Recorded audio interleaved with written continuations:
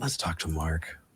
Mark called in last week. Mark, you're live with Eric and Vi. What would you like to talk about? Hello. Thank you so much for taking my call again. Hey. So in our conversation last week, which I enjoyed so much, we had a great conversation about the Kalam cosmological argument. And at the very end, we reached an interesting impasse, given that apparently we adopted different theories of knowledge. So the first question, I was waiting a week to ask you this. The first question I wanted to ask you is, what theory of knowledge, both of you, particularly if you subscribe to different ones, what theories of knowledge do you subscribe to? Well, so I take the, here's the thing, and just so that everybody following along can get there.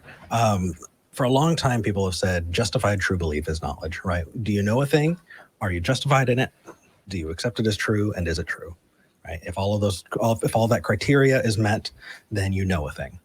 I think that there are enough edge cases where somebody can be coincidentally right.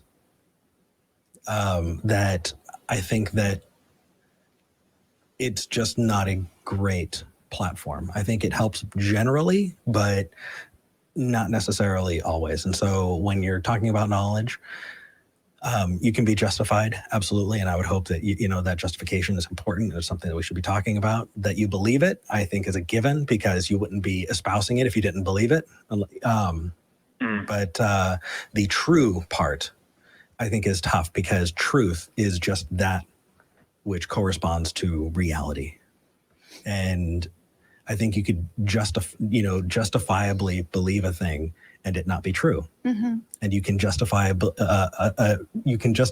believe a thing and it be true, but your justification has nothing to do with the truth of it. You could just be coincidentally right. So it's the true part that I have a problem with. Gotcha. Of course. So let me ask you this, because I, of course, wholly believe that you can hold a belief and be justified and have a warrant for that belief, but the belief not actually be true. So I guess circling back to our conversation from last week, how, I guess, when applying your own epistemology to the premises of the Kalam, I think we reached an impasse in what we were able to affirm. So where, I guess I don't want to ask you, because I know it was a week ago, so you don't remember perfectly. But well, and also, I know the premises of. Yeah, definitely going over it is important, especially because this is clipped and people watch the clips out of order and at different times. Yeah. So making sure we go over it. So go ahead and give the premises and we'll shoot through it. Yeah. Okay. So premise one, the universe everything that begins to exist has a cause. Premise two, the universe began to exist. Premise three, therefore the universe has a cause. And as we defined last week, the type of cause we're referring to is an efficient cause. And what we mean by universe is all of physical reality, whatever that may be. So what, giving, I guess, your theory of knowledge, what hiccups do you hit along the road? Problem of induction. Okay, could you elaborate? I would love to. I would love to.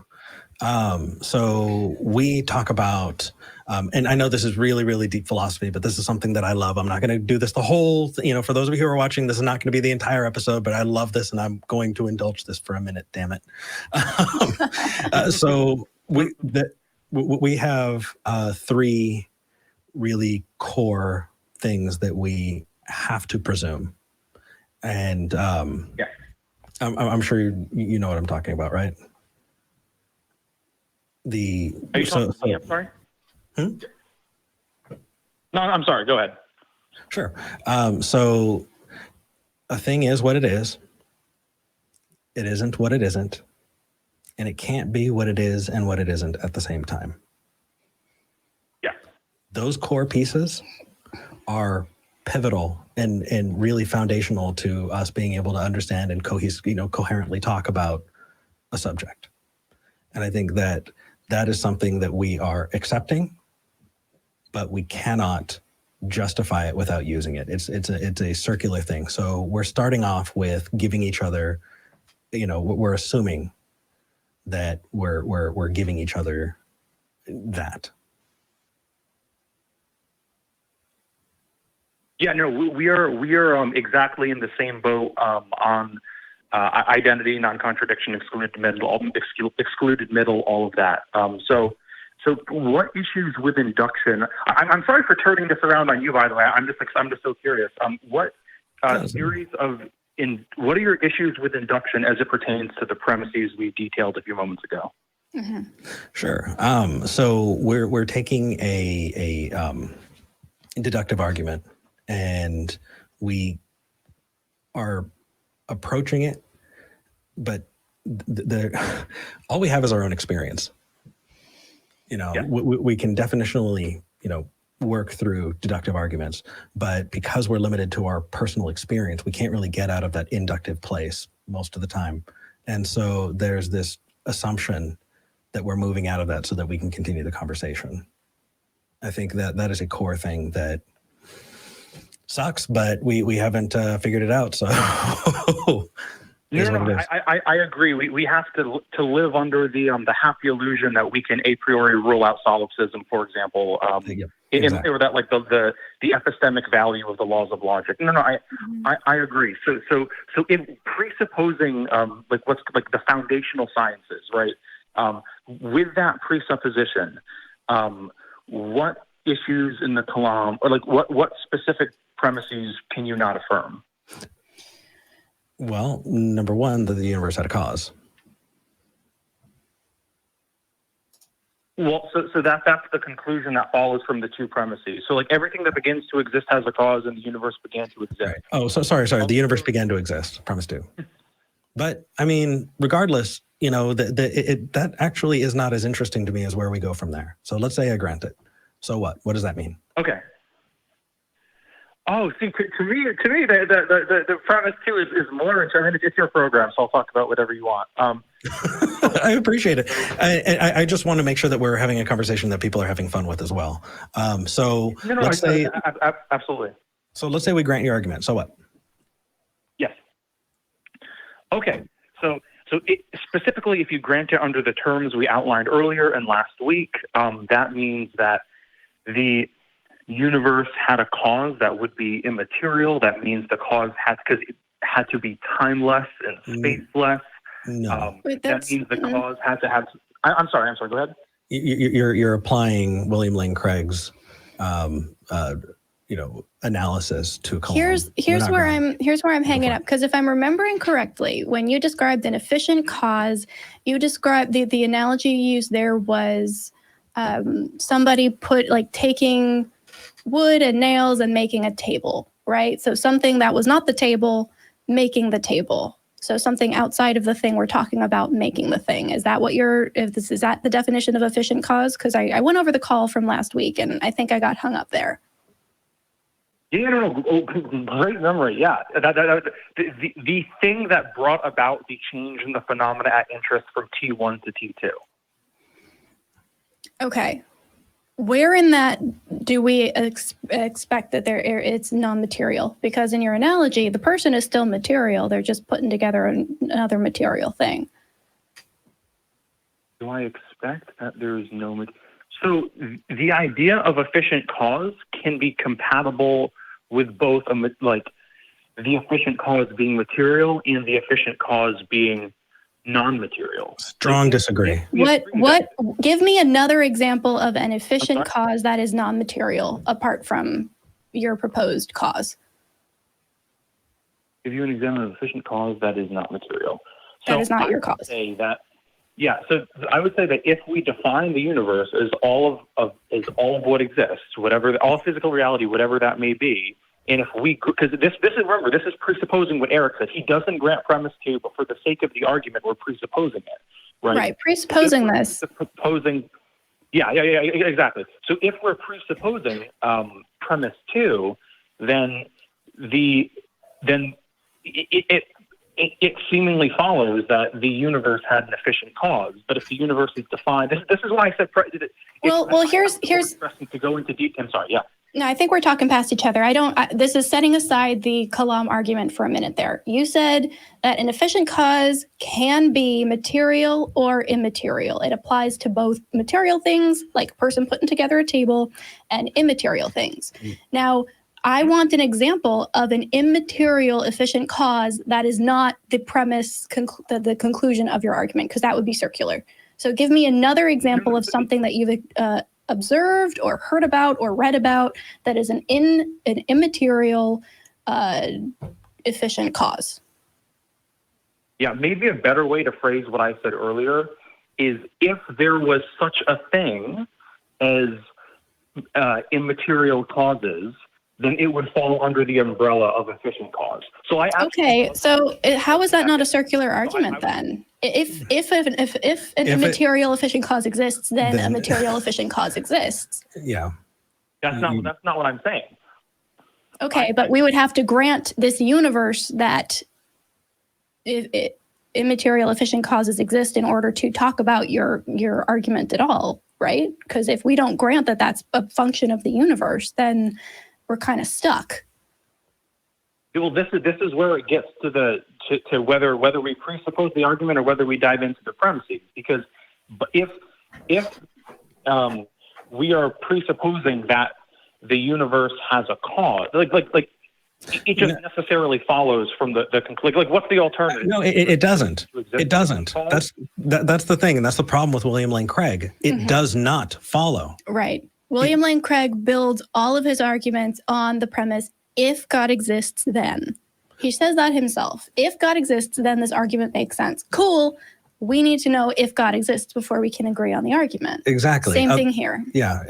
An easier way for people to follow it that we don't think enough people do follow it is, if I'm right, then I'm right.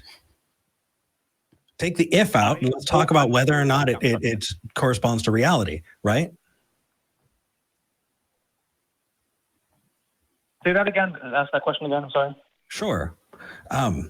If you take the if out, yes. Let's see if it corresponds to reality. V asked you a really good question. Is there something that is immaterial that can create anything? Because you said that it is just as likely, or that it can happen. We don't think that. No, that's what not immaterial things create? I was trying to be very precise with my wording that this could be my fault. I did not say that I have evidence of immaterial causes. I am saying that if one existed, then it just falls under the efficient cause umbrella, which was responding to a statement earlier. So okay, but I'm saying I hear you, and I don't think that's what you were saying. I'm saying that in order to convince me of your concept of an immaterial efficient cause being the cause of the universe, you first have to present me with evidence that immaterial efficient causes exist somewhere that isn't the conclusion of your argument. So I'm just giving you the directest route to convincing me of this. No. So, for example, with any scientific theory, I'm a social scientist, so this is true to a lesser extent in social science, but it's true in natural science. You posit something, often without knowing if it exists, and you say, what would we expect to see if this hypothesis were true? And then you test it, and then that's how. If scientific discoveries could only affirm things that we already know existed, then we would never be able to learn new things.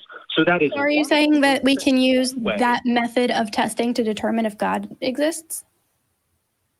We're so far away from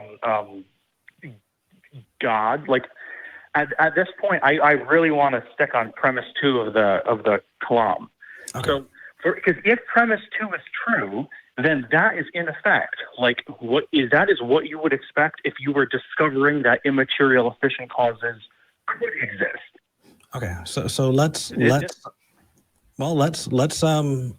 think about this.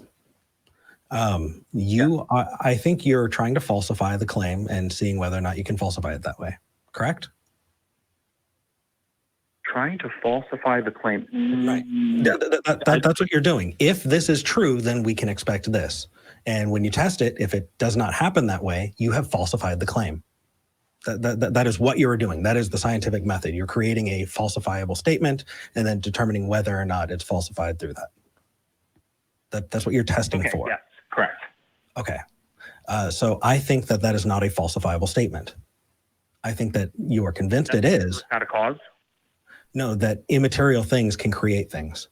And if that is the case, then blank, I think that is where we get off. And not get off, but I mean, we leave the station, that we are no longer on the same train when you say that. I am not using "does the universe begin to exist" to prove that. I am saying that if we have independent warrant, right? So I am not saying the scientific evidence gives us warrant that there can be non-material efficient causes. I am saying that scientific evidence gives us warrant to believe that and philosophical evidence gives us warrant to believe that the universe began to exist. That's what I'm saying. Why did you switch from science to philosophy? Wait, you switched there from scientific reason to philosophical reason. Why did you do that? I meant both. Okay. So what is the scientific reason you have here?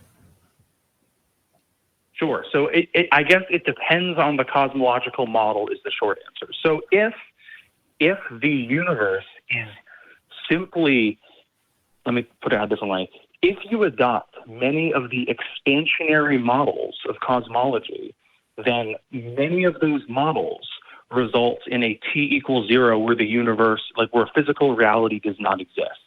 Now, there are some models where that is not compatible, but I do think, based on the argument of the impossibility of a past infinite, there we go. There you go. I think both of those arguments make the premise more plausible than not. Right, and I think there's the problem, and we can break this down for people who want to follow along, and that is, modally, when we're talking about, taking out all possible other ways, right? So we create a tick box, and we're going, okay, we have this many possible reasons for whatever we're trying to explore, right? There's a car that's burned out in the road. Okay, let's list every possible way that a car can burn out in the road, and let's start listing out, and kicking out all of the ones that don't fit. And finally, that which is whatever's left is the answer. I think that is a problem, because I don't think you're able to do that. I think there are an infinite number of ways that I can, honestly, navel gaze about the beginning of the universe. And if that's possible, then it follows the exact same way. If thinking about the beginning of the universe right now somehow telepathically created the beginning of the universe, and if that is sufficient, then it's sufficient. We can go and have that argument exactly the same way. You're creating a box that literally anything can fill, and then saying that we've narrowed it all the way down to that one conclusion. I think that's just not what's going on. Right. Do you think that something being past infinite is metaphysically possible? I don't think that actually strengthens your argument. Because no matter what my view of it is, Yeah. No matter what my view of it is, it does not impact the truth claim that you're making. That's an argument from incredulity there. Exactly. If you can't prove me wrong, or if you have a different view, then this claim that I'm making stands. It doesn't matter, dude. The answer is I don't know. We don't know. And if you want to move out of science, because I don't think the realm of science can get us there, at least not where we are, then you have to move into philosophy. And if you're talking about philosophy, then I think that if you were to write this out, you're going to get to a point where you're going, okay, if X, then, and we can move forward, right? I disagree with the whole premise that this is an argument from incredulity. I think that we can say that something being past infinite is incoherent, like logically, internally contradictory. Right, because of pragmatics, because of the way we use words and what we use words to define things as. You can't use temporal words to describe a temporal phenomenon if a temporal phenomenon is not there to describe. I get that, but that does, again, it's about, that's a linguistic argument. We can go down that road as well, but that doesn't have any bearing on what's actually happening out there in the real world. Yeah. So again, you're arguing about whether or not the universe had a beginning, and you're going back to that. We are arguing whether or not something that does not exist in time or does not have any physical makeup, that is immaterial, can create something. Do you see that we're talking past each other right now? I do, because I don't believe we can entertain I believe addressing premise 2 of the argument is a prerequisite to addressing your concern, which is why I'm literally not trying to be difficult. I can't get that's okay. Your concern until that's okay. So we granted it so that we can move forward and have a conversation outside of that. Here's where I'm getting hung up, just so I'm clear. Mark, so we granted the base cosmological argument, Kalam, right? We granted those 3 premises. I still have a problem with how you are defining cause. That's where we're getting hung up. We can all agree, for the sake of argument, Kalam, those 2 premises in the conclusion, fine. Our answer is, what does that cause? We don't know yet. Science hasn't figured it out, but they're working on it. Your answer is an efficient, non-material, probably timeless, probably personal cause, and we are not convinced of that. So it doesn't matter. We've granted the base Kalam argument. Sure, our problem is with what you're defining cause as, because we're defining cause differently. That's where the differentiation's happening here. Well, if we're defining cause differently, then you're not presupposing the argument. No, hold on. No, because you're no. Hold on. No, you're snaking in an assumption that we didn't grant. Oh, okay. I didn't intend to. Shoot. No worries. That's okay. So the assumption that you're creating is that immaterial is necessary for cosmological argument. Right? Material is necessary for... If premise 2 of the argument were to be true, that would be an immaterial cause. That is the case I'm making. All right, you have not convinced us of that. No.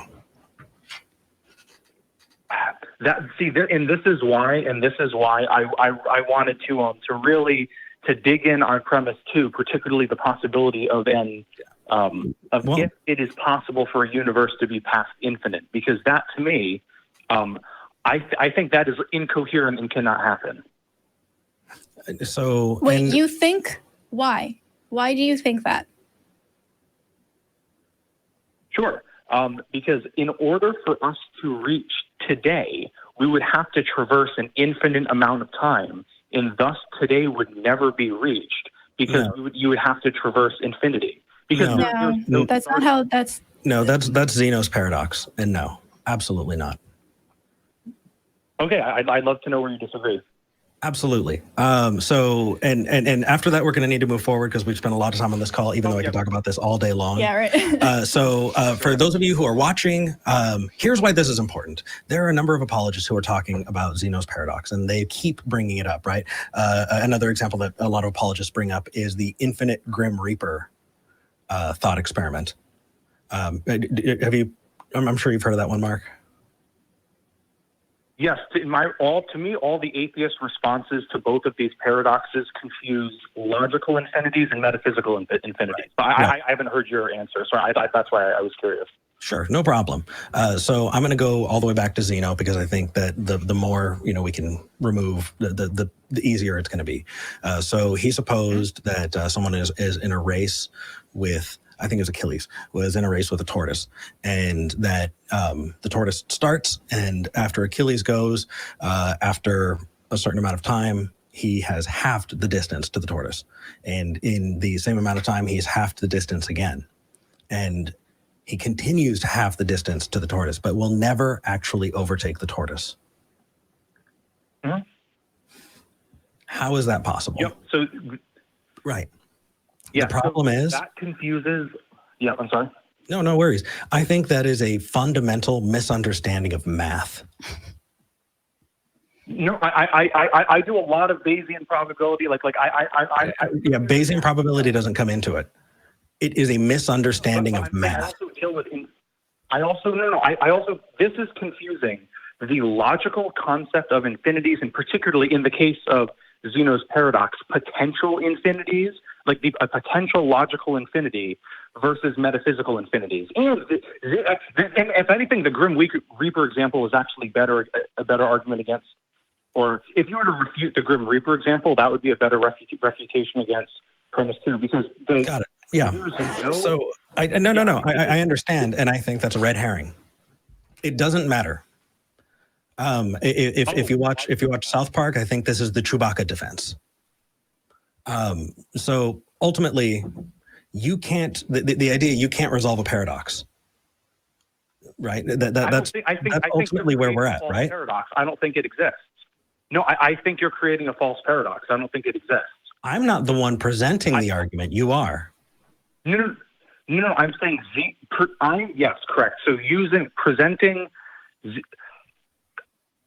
That's okay. I'm saying the refutations that I typically hear that respond to either the Grim Reaper argument or Zeno's paradox I think are false, because Zeno's presupposes a starting point, and then it confuses metaphysical infinities with like a potential infinity by which you would divide distance. I'm sorry. No worries. I think we may be losing the audience a little bit. Yeah, we need to move forward. Mark, call back, or actually mail us, mail at talkheathen.com. I want to continue this conversation, but we need to move forward because it's starting to slow down, and we want to people are like, callers. Grim Reapers and Chewbacca, what's happening? Yeah. For those people who don't want to, who are trying to understand it, look up the Chewbacca defense. It basically, I think it is absolute nonsense that is thrown out there, and you and I can talk about it in the future, but in the meantime, take it easy, man. Yeah, thanks for calling back in. You've been very generous with your time. Thank you so much. Have a good one. Thank you.